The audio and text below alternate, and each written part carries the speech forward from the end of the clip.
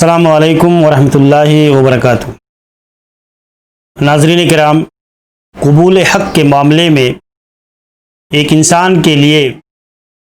رکاوٹ بننے والی چیز یا ہدایت نہ ملنے کے اسباب میں سے جو بنیادی چیزیں ہیں اس کا ذکر ہو رہا تھا۔ ایک تیسری چیز ایک انسان کے قبول حق سے محرومی کے اسباب میں سے یہ بھی ہے کہ انسان جب حسد اور کبر کا شکار ہو جاتا ہے، غرور کا شکار ہو جاتا ہے، بڑکپن کا شکار ہو جاتا ہے،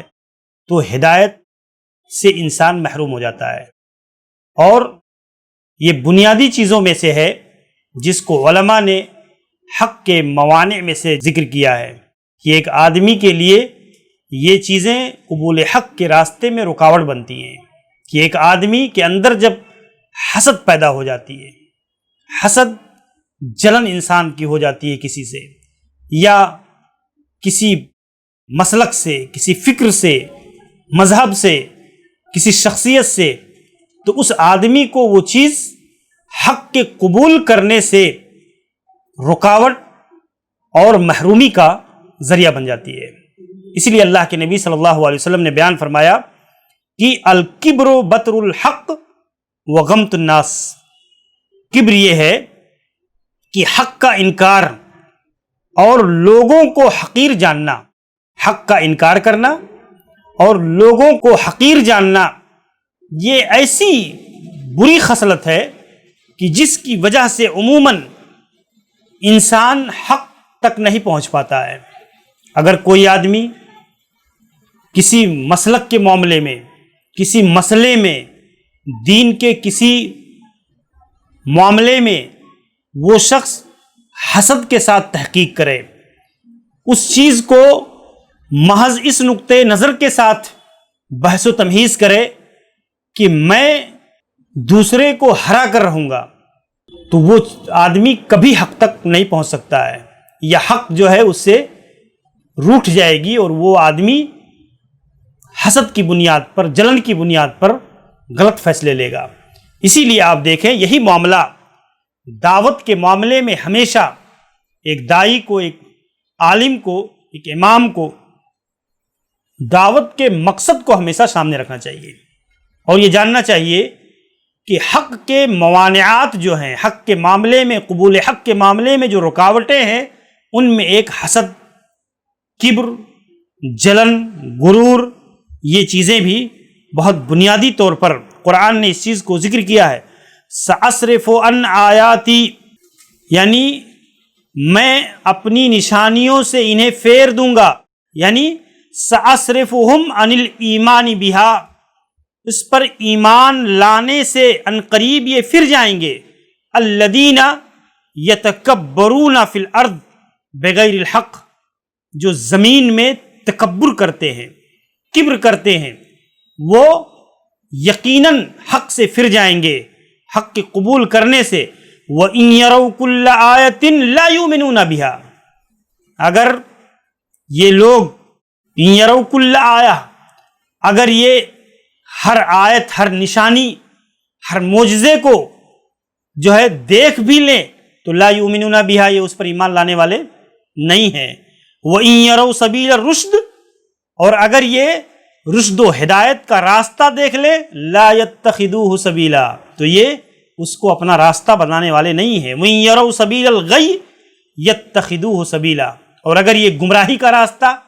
ہلاکت کا راستہ، ان کی طبیعت کے مطابق، مزاج کے مطابق کبر و حسد اور بغض کا راستہ پالے تو یہ اس کو اختیار کر لیں گے۔ اس کو قرآن نے بھی فطری اس کمزوری کا ذکر کیا ہے کہ ایک انسان راہ حق سے اعراض بعض دفعہ کبر اور حسد کی بنیاد پر کرتا ہے، اور یہ بہت اہم چیزیں ہیں مسالک کے درمیان، حق اور باطل کے درمیان، مذاہب کے درمیان، فکر اور منہج کے درمیان، یہ چیزیں بہت بنیادی بعض دفعہ گمراہی کا سبب بنتی ہیں کہ ایک آدمی کبر اور حسد کی بنیاد پر جو ہے راہ حق کو اختیار نہیں کرتا۔ جیسے آپ دیکھیں اللہ تعالیٰ نے دوسری جگہ بیان فرمایا انہم یترکون طریق الرشاد ویتبعون سبیل الغی والدلال، کہ یہ لوگ رشد و ہدایت کے طریقے، اس کے راستے کو چھوڑ کر ضلالت اور گمراہی کے راستے کو اختیار کرتے ہیں۔ ایک اور جگہ اللہ نے بیان فرمایا فَلَمَّا زَاغُوا أَزَاغَ اللَّهُ قُلُوبَهُمْ، جب انہوں نے گمراہی کا راستہ اختیار کیا، اسلام سے اعراض کیا، حق سے اعراض کیا، تو اللہ تعالیٰ نے ان کے دلوں کو بھی ٹیڑھا کر کے اسی پر لگا دیا۔ واللہ لا یہدی القوم الفاسقین، اللہ تعالیٰ فاسق قوم کو ہدایت نہیں دیتا ہے۔ تو یہ دلیلیں اس بات کی طرف رہنمائی اور رہبری کرتی ہیں کہ عموماً شریعت کے جو اصول اور جو ضابطے ہیں، اس ضابطے کی روشنی میں حسد اور کبر یہ انسان کے لیے بڑی نقصان دہ چیزیں ہیں اور اس کو حق بات کے قبول کرنے سے روک دیتی ہیں۔ اسی لیے آپ دیکھیں ابلیس کو سجدہ کرنے سے روکنے والی چیز کبر اور حسد رہی، یعنی ابلیس نے حضرت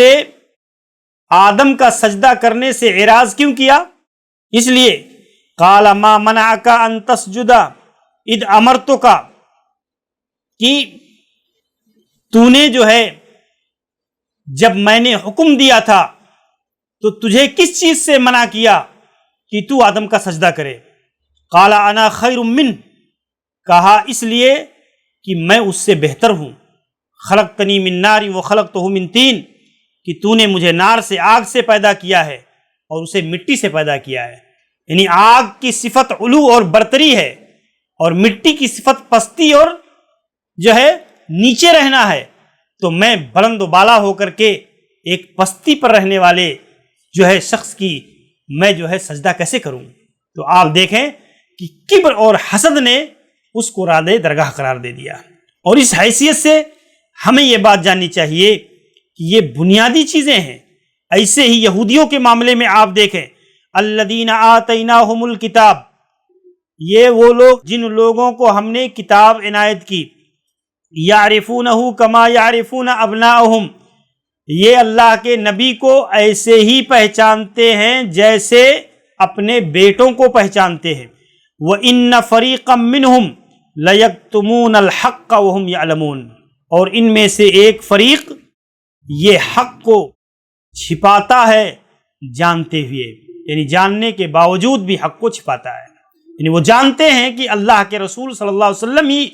وہ رسول ہیں، وہ پیغمبر ہیں جن کی بشارت سنائی گئی ہے، جن کی خوشخبری ہمیں دی گئی ہے، ہماری کتابوں میں جن کا ذکر ہے، جن کے صفات کا تذکرہ ہے، لیکن یہ حسد کی بنیاد پر، کبر کی بنیاد پر، محض اس لیے کہ یہ ہماری قوم میں کیوں نہیں مبعوث کیے گئے، یہ آپ صلی اللہ علیہ وسلم کے معارض اور معاند بنے رہے۔ تو یہ چیزیں اللہ نے ذکر کیا ہے کہ حسد اور کبر یہ ایسی خصلتوں میں سے ہے کہ جب انسان ایسی خصلتوں کا شکار ہو جاتا ہے تو عموماً آدمی کے لیے چیز رکاوٹ بن جاتی ہے کہ وہ آدمی حق کا اعتراف نہیں کر پاتا۔ ایسے ہی آپ دیکھیں بہت سارے ایسے لوگوں کے واقعات اور حکایات کتاب و سنت کے اندر ملتے ہیں۔ قرآن نے بیان فرمایا وَأَمَّا سَمُودُ فَهَدَيْنَاهُمْ، اور قوم سمود ہم نے انہیں ہدایت دی، صحیح راستہ دکھلایا، فَاسْتَحَبُّوا الْعَمَى عَلَى الْهُدَى، تو انہوں نے اندھے پن کو، گمراہی اور ضلالت کو انہوں نے ہدایت پر ترجیح دیا، اس کو قبول کیا اور ہدایت کو رد کیا۔ فَأَخَذَتْهُمُ صَاعِقَةُ الْعَذَابِ، تو اللہ تعالی کی طرف سے انہیں رسوا کن عذاب نے گھیر لیا۔ تو میرے بھائیو آپ دیکھیں کہ یہ بنیادی اسباب میں سے ہے کہ جو حق کے راستے میں رکاوٹ بنتی ہے۔ اسی لیے کبھی بھی انسان کو دینی مسائل میں، بحث و تمہیز میں، دلائل کی تلاش اور جستجو میں حق کو ہی ترجیح دینا چاہیے، چاہے وہ اپنے خلاف ہو، اپنے موقف اور اپنے نظریے کے خلاف ہو۔ انسان کو ہمیشہ دلیل کی اتباع اور پیروی کرنے کی کوشش کرنا چاہیے، معاندانہ رخ اختیار نہیں کرنا چاہیے، حسد اور کبر کی بنیاد پر حق کو نہیں چھوڑنا چاہیے۔ اسی لیے انسان کو اللہ سے توبہ و استغفار کرنی چاہیے کہ اللہ رب العالمین انسان کو حسد اور کبر سے بچائے، کیونکہ یہ خود انسان کے لیے ہلاکت کا راستہ دکھاتی ہے۔ انسان کو تباہی کے راستے پر لے جاتی ہے، حق سے موڑ کر باطل اور ضلالت و گمراہی کے راستے پر ڈھکیل دیتی ہے۔ تو اللہ تعالیٰ اس سے ہماری حفاظت فرمائے۔ اور ایک داعی کو یہ بات گہرائی کے ساتھ جاننا چاہیے کہ بعض دفعہ ایسی چیزیں ہوتی ہیں کہ جس کی وجہ سے اس کی دعوت کو ایک معاند شخص قبول نہیں کرتا، رد کر دیتا ہے، اور اس سے انسان کو کم ہمت یا نا امیدی کا شکار نہیں ہونا چاہیے۔ اللہ ہمیں اس کی توفیق نصیب فرمائے اور حق بات کی وصیت اور اس پر قائم رکھے۔ السلام علیکم ورحمۃ اللہ وبرکاتہ۔